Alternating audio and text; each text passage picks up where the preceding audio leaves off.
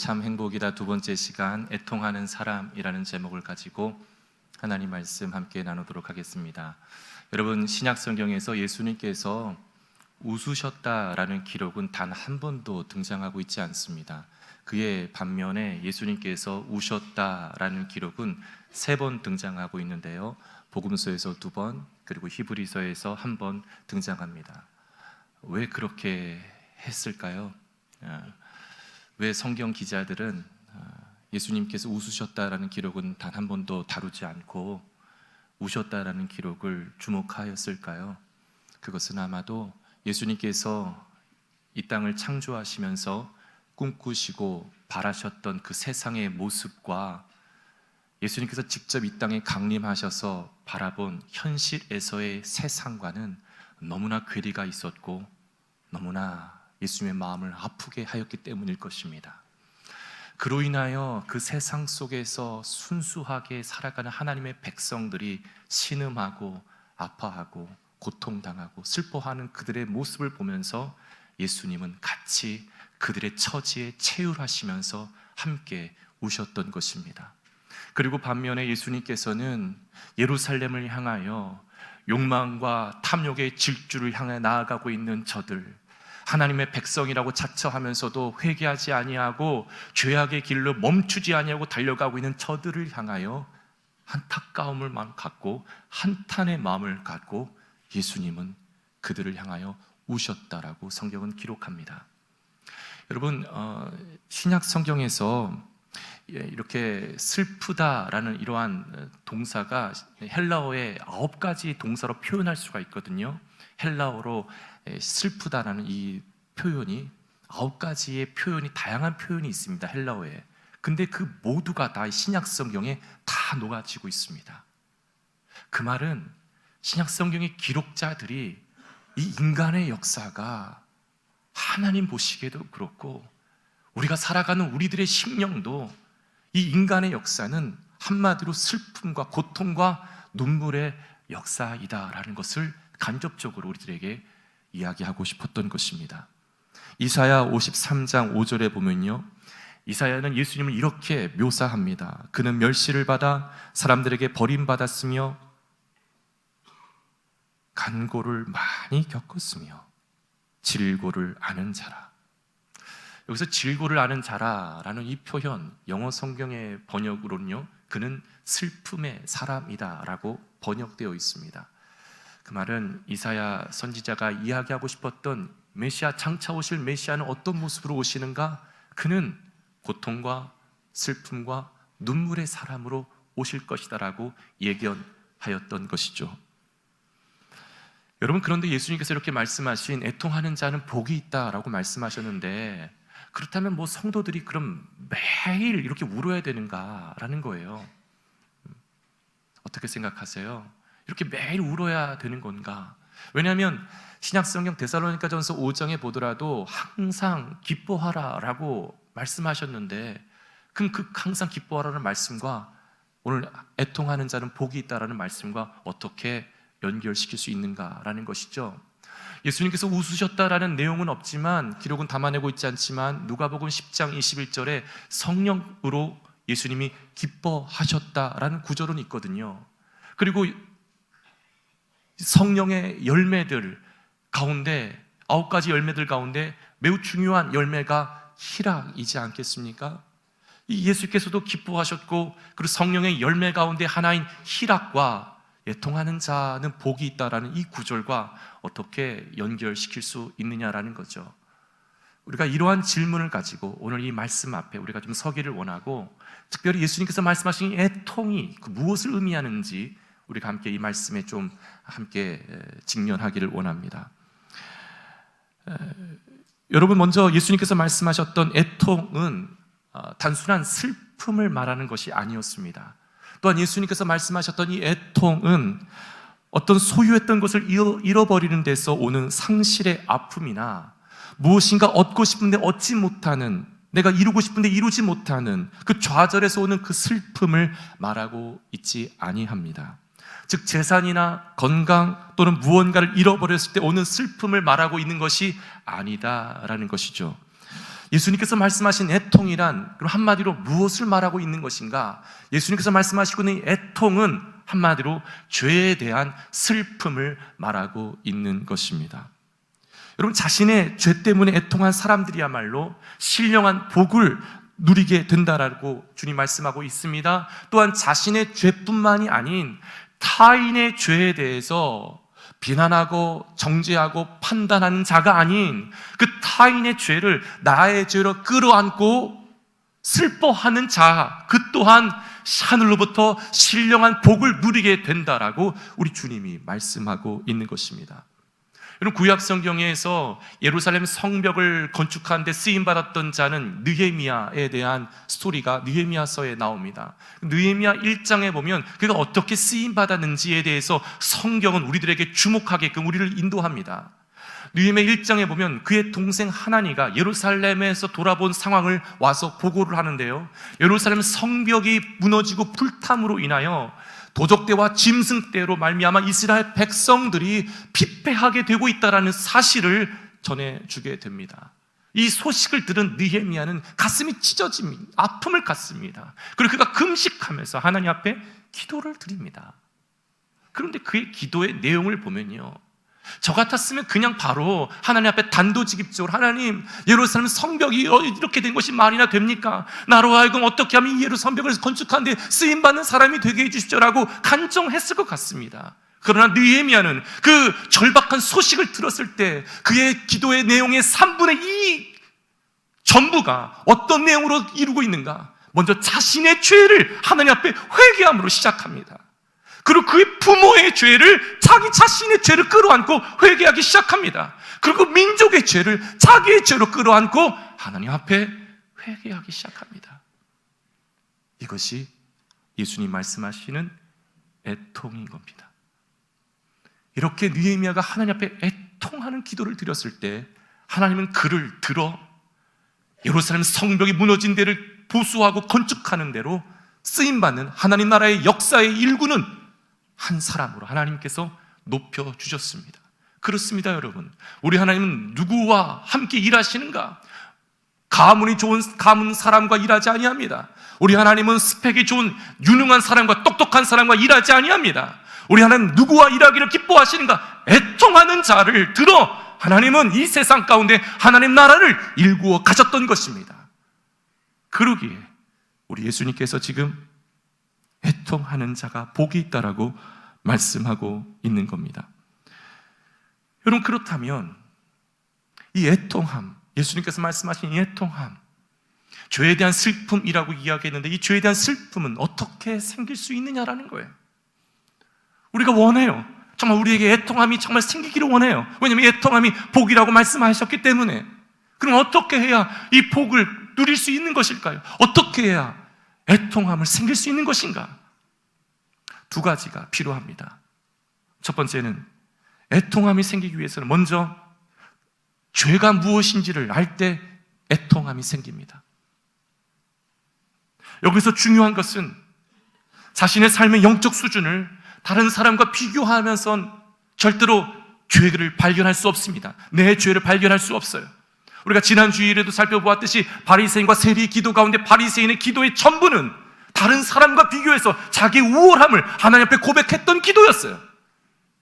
그런 기도이 하나님 받지 아니한다라는 거예요. 그런 사람은 자신의 죄를 절대로 보지 못합니다.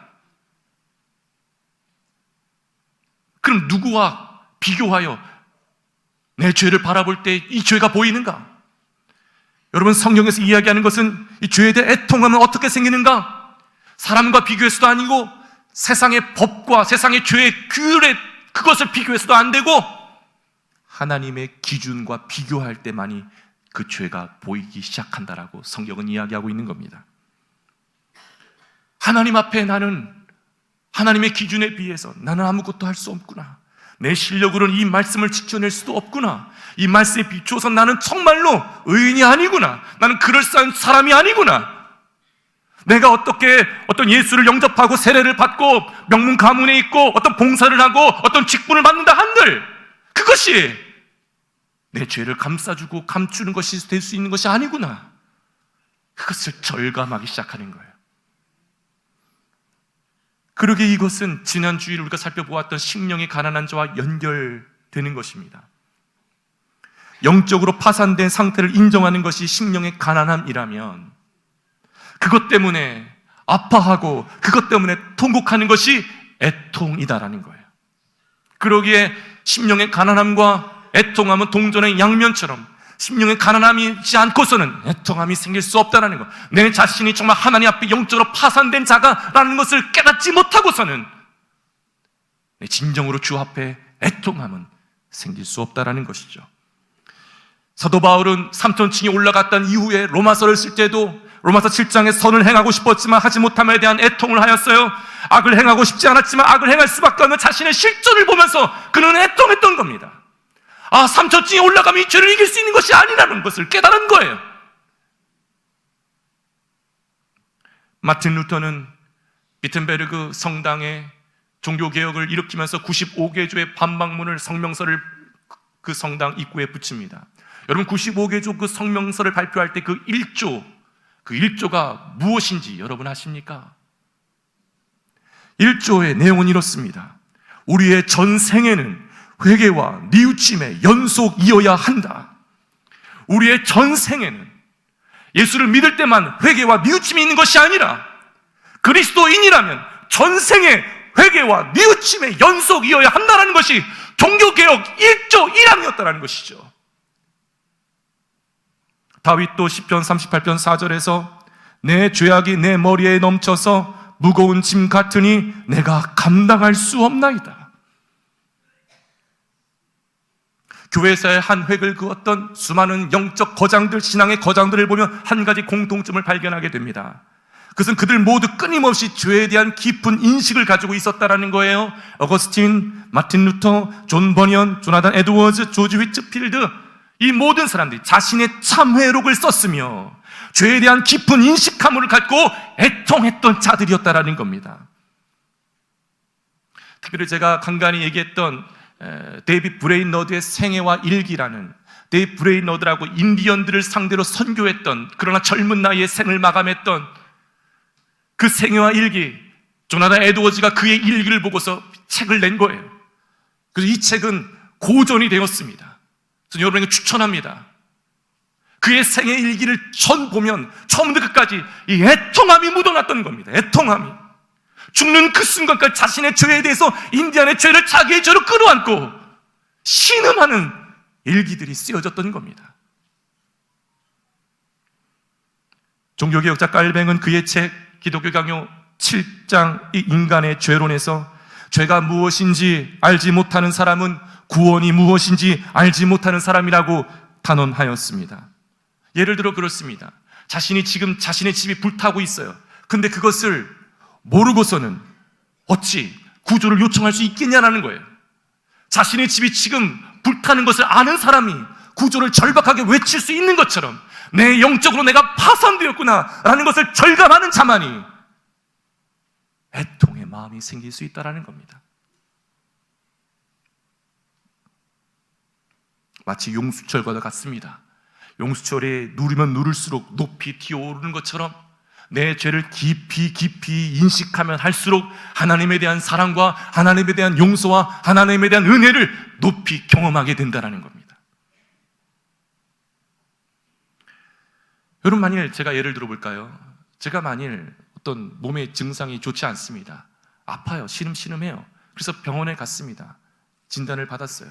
근데 그 의사, 저의 주치 의사 선생님이 저에게 폐암 말기고 3개월밖에 못 산다라는 판정을 내렸다라고 합시다. 근데 저를 주치해준 주치의는 세계적인 폐암 전문의라고 하고 그가 나에게 차트를 보여주면서 그가 나에게 이야기를 할 때 제 뇌가, 제 머리가, 제 지성이 함락되지 않겠어요? 납득되지 않겠어요? 최고의 권위 있는 의사예요. 그 의사가 제 모든 차트를 보면서 당신은 이제 3개월밖에 못 삽니다. 마감하십시오. 생을 이제 떠날 준비를 하십시오라고 이야기한다면 제 머리가, 제 지성이 함락되지 않겠냐고요. 제 지성이 함락되면 제 마음은 어떨까요? 제 감정은 어떨까요? 아프겠지요. 슬프겠지요. 그럼 어떻게 될까요? 제가 그 터벅터벅 힘 빠진 상태에서 집에 들어갈 때 문을 열고 들어가는데 토끼 같은 애들이 뛰어오고 여우 같은 아내, 아니 호랑이 같은 아내도 아니, 사랑스러운 아내가 같이 나오면 제 마음이 얼마나 아프겠어요. 내가 이제 생을 마감해야 되겠구나, 이들과 이별할 준비를 해야 되겠구나 생각하지 않겠어요? 의지를 작동하지 않겠어요? 여러분, 이것이 성령의 역사입니다. 성령은요, 여러분의 감성 따위를 건드리지 않아요. 먼저 눈물 짜는 것으로, 찬성 부르면서 눈물 짜는 것으로 그냥 그걸로 끝나게 하시는 영이 아니시라고요. 성령은 먼저 우리의 어디를 건드리시나? 우리의 지성을 납득시켜요. 지성을 항복시키게 한다고요.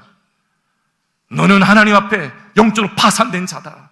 이거를 성령이 먼저 오셔서 우리의 지성을 함락시키는 거예요. 그런데 우리의 감정을 건드리는 거예요. 그거에 대한, 내 죄에 대한 내가 해결할 수 없구나, 이 죄를 내가 해결할 수 없구나, 내가 예수님이 아니고서 하나님 아버지 앞에 갈 수가 없는 존재가 있구나, 내 실존을, 내 마음이 아프기 시작해요. 그러면 어떻게 내 의지가 작동하기 시작하는 거예요. 그냥 한번 눈물을 찌고 그 다음날 일어나면 또다시 죄를 짓는 그런 사람이 아닌 거예요.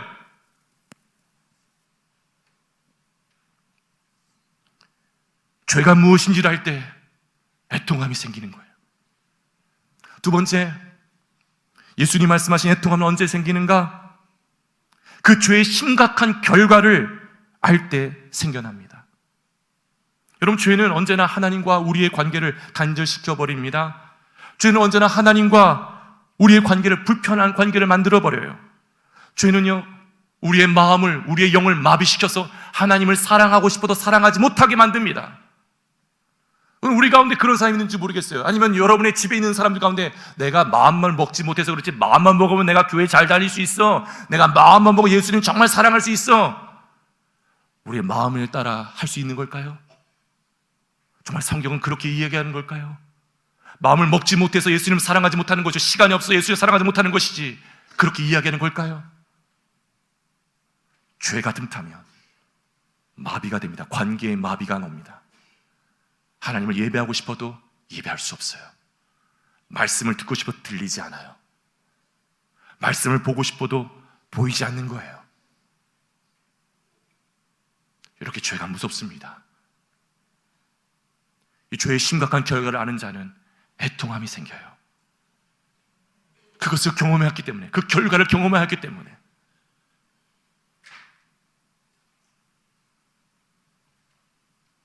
여러분, 이 애통은 자신을 향해서는 절망하지만 하나님을 향해서는 희망을 갖고 소망을 갖게 되는 것이 애통의 시작입니다. 여러분, 애통은 죄를 미워지기 시작해요. 예전엔 죄에 끌려다녔어요. 그러나 죄가 미워지기 시작합니다. 그러나 그때부터 하나님을 향한 사랑과 하나님을 향한 신뢰의 마음이 불타오르기 시작합니다. 그것이 애통의 시작이에요. 여러분, 우리가 살아가는 세상은 애통하는 것을 정말로 싫어합니다. 애통하는 자를 정말로 이렇게 존귀하게 여기지 않아요. 그래서 우리는 어떻게 하면 우리의 마음이, 우리의 생활이 기쁘고 즐거운 곳에 우리는 추구하고 쫓아가고 돈을 내면서까지 거기로 향합니다. 애통에 방해하는 세상의 요소들이 있다는 거예요. 거두절미하고 네 가지를 좀 살펴보려고 그래요. 우리 신앙인으로서, 성도로서, 그리스도인으로서 우리가 꼭 경계해야 될 애통을 방해하는 네 가지 요소. 첫 번째는 사탄의 거짓된 메시지, 속삭임이에요. 사탄은요, 두 가지의 메시지를 우리들에게 속삭여요. 하나는요, 괜찮다라는 거예요.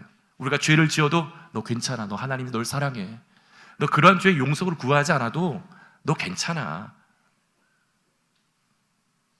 인터넷 봐, 어떤 목사들도 그런, 너보다 심한 더 죄를 짓잖아. 괜찮아, 그런 죄 져도 돼, 그냥 하나님 용서하시고 다 사랑하신단 말이야.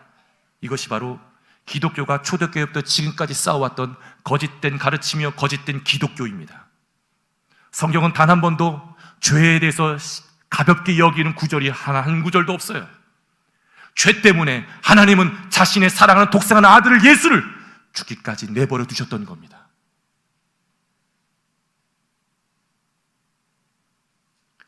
사탄의 거짓된 메시지는, 또 하나의 메시지는 우리를 주눅들게 합니다. 우리가 죄를 지을 때, 그것 봐, 너는 이제 안 돼, 너는 끝이야, 하나님 너 같은 사람 사랑하지도 않아, 너 그런 죄 지어가지고 무슨 하나님 예배 안 한다고 나아간다 그러는 거야? 이렇게 우리의 마음을 자꾸 눌려요. 우리의 마음을 뻔뻔스럽게 하거나 우리의 마음을 누르게 하는 이 사탄의 거짓된 메시지를 우리는 날마다 경계하고 날마다 물리쳐야 되는 것입니다. 두 번째 애통을 방해하는 요소는 자만함이에요. 자만함. 바리새인처럼 자기의 마음에 자기 의로 가득한 거예요. 이러한 자는 과거에는 내가 이런 사람이었는데 감히 나를 이렇게 대하다니, 감히 나를 이렇게 취급하다니, 자꾸 이런 게 튀어오른 거예요. 이런 사람들이 보면 다 영적인, 종교적인 거만함이 다 있어요. 여러분 보세요. 바리새인, 저 제사장, 서기관들, 그 어느 누구가 정말 애통한 자 한 사람이라도 성경을 주목하고 있었는지? 아무도 없어요. 율법을 많이 한다고, 어떤 종교적인 그런 세련됨에 내가 익숙하게 잘한다고 애통할 수 있는 자가 아니라는 거예요. 영적인 거만한 자, 영적인 자만함이 바로 애통을 방해하는 아주 중요한 요소이다라는 겁니다. 세 번째 애통을 방해하는 요소는 미루는 거예요. 내일 하지 뭐. 그래. 애통이 정말 중요해. 그래, 정말 중요해. 그런데 내일부터 할 거야. 어거스틴은 참회록에 그 고백을 하는 거예요. 자신의 정욕을, 젊었을 때 정욕을 제어 못하는 그것에 대해서 아주 신랄하게 기록을 했어요. 그런데 늘 언제나 자기에게 속삭였던 건 내일 하지 뭐, 내일 하지 뭐, 내일 끊지 뭐. 이것에 속삭임에 넘어졌다라는 거예요. 네 번째 애통을 방해하는 요소는 경박스러움입니다. 경박스러운 언어와 행동들이 있어요. 우리 일상에서 그래서 농담을 하더라도 잘 하셔야 됩니다. 성적인 농담을 하는 자들은 애통함과 거리가 멀기를 작정한 자들입니다. 경박스러운 언어와 행동을 하게 되면 애통이 방해가 돼요. 내 안에, 내 눈에 눈물로 주님 앞에 가기 위해서는 우리 입술에 십자가의 보혈의 찬양이 다시 회복되어야 될 것이며, 우리의 눈에 성경에서 나타나고 있는 죄에 대한 묵상, 죄에 대한 신음하고 있는 하나님의 사람들의 그 고뇌하는 그 고백들을 주목하고 묵상하는 작업이 우리 안에 시작되어야 될 것입니다. 시편 38편 17절 18절의 말씀 보면 다윗도 나의 근심이 항상 내 앞에 있사오니 내 죄악을 아뢰고 내 죄를 슬퍼함이니이다. 여러분, 사도 바울도 디모데 전서에서 가장 그의 인생의 신앙의 여정의 마지막에 영적으로 굉장히 성숙했을 그때 그의 고백은 나는 죄인 중에 괴수입니다. 여러분, 우리가 오늘 마주하고 있는 마태복음 5장 4절 이 본문을 헬라어 원전으로 직역해 보자면, 원문 그대로 지역하자면 이렇게 읽어볼 수가 있습니다. 참 행복이다, 애통하는 사람들이요. 왜냐하면 그들이 위로를 받을 것이기 때문이다. 와, 보세요. 우리가 시편 1편을 살펴볼 때도 시편 1편의 기자의 그 시편 1편의 1절이 참 행복이다라고 시작했다라고 했어요.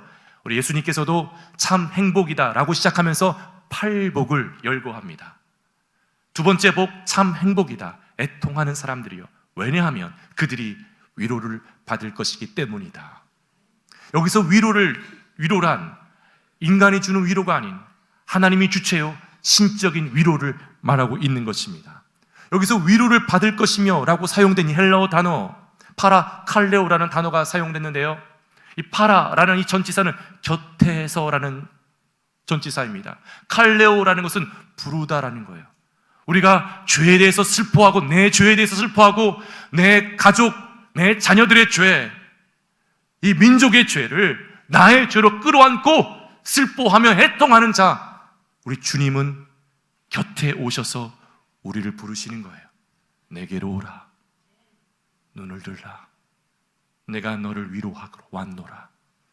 내가 너에게 신적인 위로를 베풀고자 내 곁에 찾아왔노라. 여러분, 그런데 우리 예수님께서 이 파라칼레오라는 단어를 사용했어요. 근데 여기서 이 파라칼레오 사용한 이 마태복음에 사용된 이 단어가 요한복음에 또 한 번 사용됩니다. 언제 사용하셨는가? 보혜사, 성령, 보혜사라는 말을 사용할 때 동일하게 단어가 사용됩니다. 다시 말해 여기서 위로, 파라칼레오는 누구를 언급하고 있는가? 성령을 언급하고 있는 것입니다. 성령은 누구이신가? 우리 곁에 있어서 우리에게 스승처럼 가르쳐 주시는 영이시다라는 겁니다. 성령은 누구이신가? 우리 곁에 있어서 부모처럼 보호해 주시고 도와주시는 영이시다라는 거예요. 성령은 누구이신가? 우리 곁에 계셔서 변호사처럼 우리를 위해 변호해 주시는 방식으로 성령은 우리에게 위로의 주로 찾아오신다라는 거예요. 진실로 자신의 죄와 타인의 죄를 나의 죄로 끌어안고 애통하는 자는 성령의 위로가 그에게 함께 임하여 주신다라는 거예요. 여러분, 성령의 위로가 임하면 하나님과 나 사이에 있었던 모든 장애물들을 성령께서 다 거두시고 다 부수시고 다 해결해 주십니다. 이것이 성령의 위로의 힘이에요. 성령의 위로의 능력이에요. 무지했던 나를 친절하게 가르쳐 주시고 두려워 떨고 있던 내 인생의 보호자가 되어주시고 인도자가 되어주시며 마귀와 세상에 나를 정죄하며 나올 때 나를 위해 변호해 주시는 위로자로 내 곁에 주님은 찾아오신다라는 거예요. 성령의 위로가 내게 임하면 놀라운 건 잃어버린 하나님의 형상이 회복되기 시작합니다. 잃어버린 내 과거에 숨기고 싶었던, 정말 창피하게 생겼던 내 그 과거에 대해서 내 심령이, 내 영혼이 피폐하게 되고 있는 그 모든 내 과거의 사건들이 회복되기 시작한다는 거예요. 하나님의 영은 시간을 초월하는 영이요, 하나님의 영은 그 영이, 성령이 우리에게 위로로 임할 때 내 모든 잃어버렸던 시간과 잃어버렸던 내 마음과 사건들을, 내 형상을 회복하여 주신다라는 겁니다. 놀라운 건 하나님의 형상이 회복되기 시작하면요, 하나님의 위로가 임하면요, 우리가 하나님 사이에 숨길이 있어요. 영적인 숨이 오고 가는 숨길이 있다고요. 이것이 죄로 인한 차단돼요. 성령의 위로가 임하면 숨길을 다시 놓으시는 거예요. 하나님과 다시 교통하게 돼요. 예수님과 다시 교통하게 돼요. 예수님의 음성을 듣게 되고 예수님의 마음을 알게 되고 예수님의 뜻을 알게 되고 내 마음과 내 뜻을 예수님께 아뢰며 교통할 수 있는 은혜가 시작되는 겁니다. 이것이 놀라운 성령의 위로의 능력인 것입니다. 이사야 66장 13절의 말씀에 우리 같이 한번 읽어보길 원하는데요, 여기에 하나님의 위로가 어떻게 임하는지 같이 한번 읽어보겠습니다. 어머니가 자식을 위로함 같이 내가 너희를 위로할 것인즉 너희가 예루살렘에서 위로를 받으리니 너희가 이를 보고 마음이 기뻐서 너희 뼈가 연한 풀의 무성함 같으리라. 여호와의 손은 그의 종들에게 나타나겠고 그의 진노는 그의 원수에게 더하리라. 아멘. 하나님의 위로가 어떻게 임하는가? 어미가 자식을 위로함 같이 내가 너희를 위로한다. 하나님 우리의 모든 걸 다 아세요. 내 사랑하는 사람에게도 이야기하지 못하고 있는 내 심령의 그 깊은 골방에 그 신음하는 소리들, 그 어둠을 우리 주님의 성령은 다 알고 계신다고요. 어미가 자식을 위로함 같이 내가 너희를 위로한다. 하나님의 위로가 임하면 어떻게 되는가요? 오늘 말씀 보면 하나님의 위로가 임하면, 이사야 66장에 보면 하나님의 위로가 임하면 너의 마음이 기쁨이 회복된다는 거예요. 너희가 이를 보고 기뻐서, 이것이 연결되는 거예요. 항상 기뻐하라. 어떻게 기뻐할 수 있는가? 애통하는 자는 하나님의 위로가 임하고 그 위로를 받은 자는 그 마음의 심령에 기쁨이 샘솟기 시작하는 겁니다. 환경이 어떠하든지 간에, 내 처지가 어떠하든지 간에 말로 다 할 수 없는 희락과 기쁨이 내 안에 시작되는 겁니다. 또 하나, 오늘 이사야 66장 13절 14절 말씀 보면 하나님의 위로가 임하면 첫 번째 너의 마음을 기쁘게 할 것이며 두 번째 너의 뼈가 연한 풀의 무성함 같게 만들 것이다. 여러분, 우리 뼈가 상하는 것은 내 마음에 근심하기 때문인 것이 참으로 많은 것임을 의학자들도 많이 이야기합니다.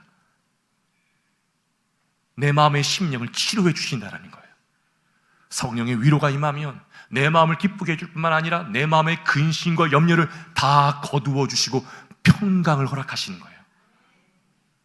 그리고 세 번째, 오늘 여호와의 성령의 위로가 임하면 여호와의 손은 그의 종들에게 나타나겠다라는 거예요.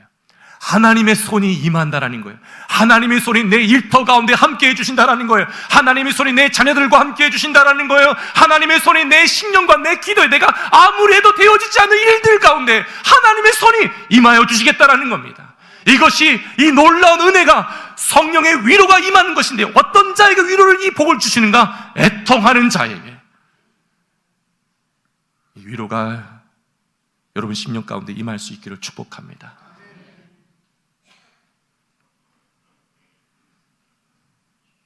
여러분, 지난주에 제가 오후 찬양 예배 때 말씀을 전하면서 이런 일을 하나 들었어요. 북미산 고슴도치는요 가시가 3만 개가 있대요.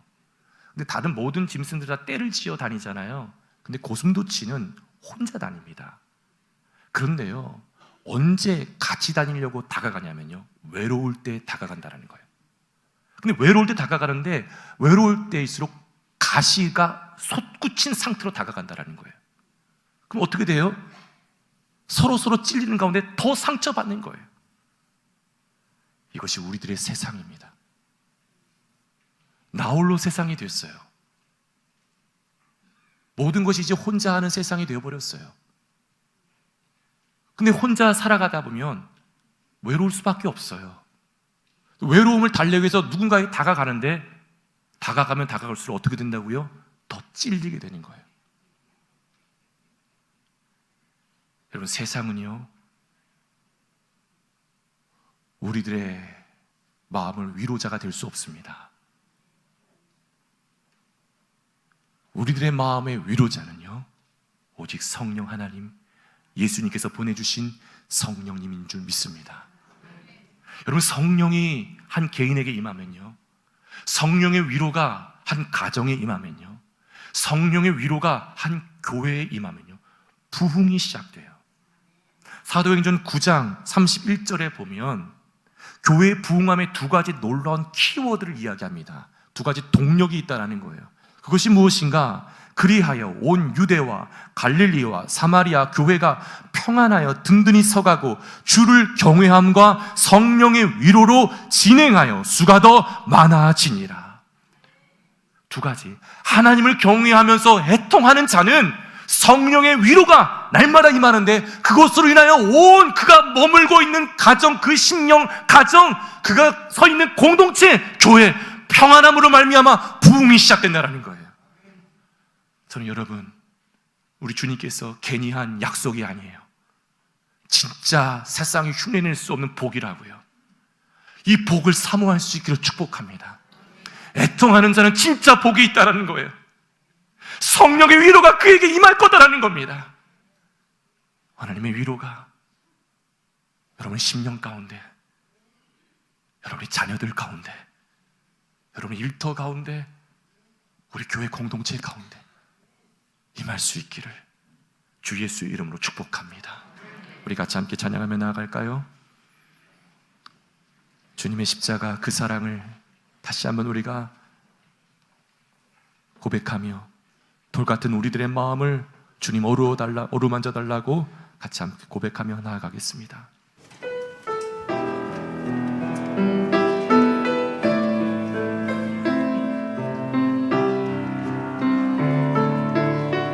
십자가 그 사랑, 십자가 그 사랑, 멀리 떠나서 무너진 나의 삶 속에, 무너진 나의 삶 속에 잊혀진 주 은혜, 돌같은 내 마음, 돌같은 내 마음, 주님 어루만져 주소서. 어루만지사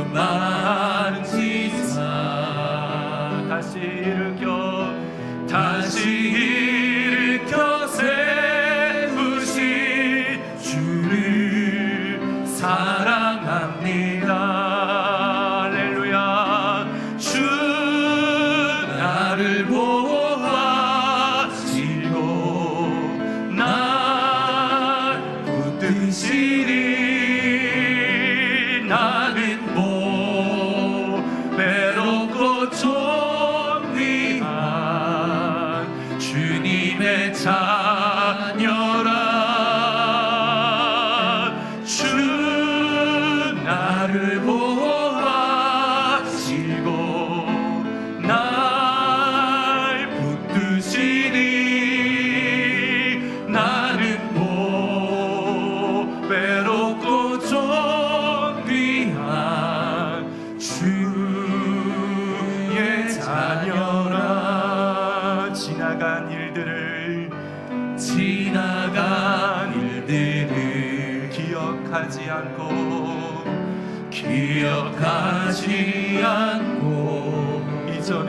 행한 모든 일 이전에 행한 모든 일 생각지 않으리 사막의 강물과 할렐루야 길을 내시는 주님 길을 내시는 주님 찬양합니다. 내 안에 제일 행하신 주만 바라보리라. 할렐루야 주 나를 보호하시고 널 붙드시리. 너는 외롭고 존귀한 주님의 자녀라. 주 너를 보호하시고 널 붙드시리. 너는 외롭고 존귀한